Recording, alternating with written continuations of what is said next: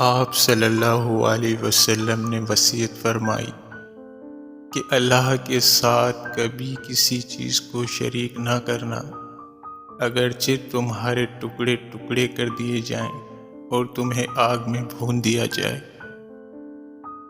اور خبردار کبھی جان بوجھ کر نماز نہ چھوڑنا، کیونکہ جس نے قصد نماز چھوڑ دی تو اس کے بارے میں وہ ذمہ داری ختم ہوگی جو اللہ کی طرف سے اس کے وفادار اور صاحب ایمان بندوں کے لیے ہے۔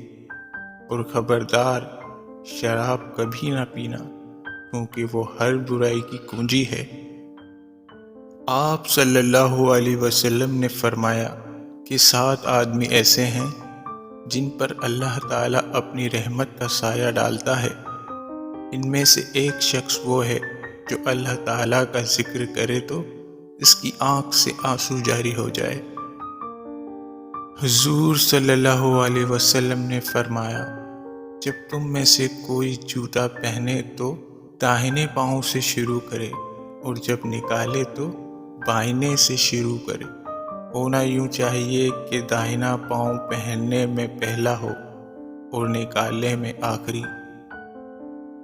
رسول اللہ صلی اللہ علیہ وسلم نے فرمایا، سب سے بڑا نام جس پر روز قیامت اللہ تعالیٰ کے یہاں شرمندگی ہوگی، یہ ہے کہ آدمی اپنے آپ کو شہنشاہ کہلوائے۔ حضرت علی سے روایت ہے، وہ بیان کرتے ہیں، انہوں نے رسول اللہ صلی اللہ علیہ وسلم سے سنا، آپ صلی اللہ علیہ وسلم نے سود کھانے والے، کھلانے والے، تحریر کرنے والے اور صدقہ نہ دینے والے پر لعنت۔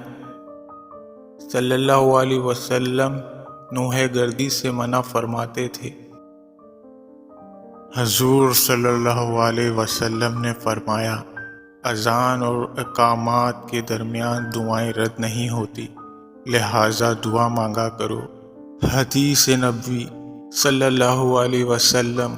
آپ صلی اللہ علیہ وسلم کو جب کوئی مشکل درپیش آتی تو آپ صلی اللہ علیہ وسلم فوراً نماز کی طرف متوجہ ہوتے۔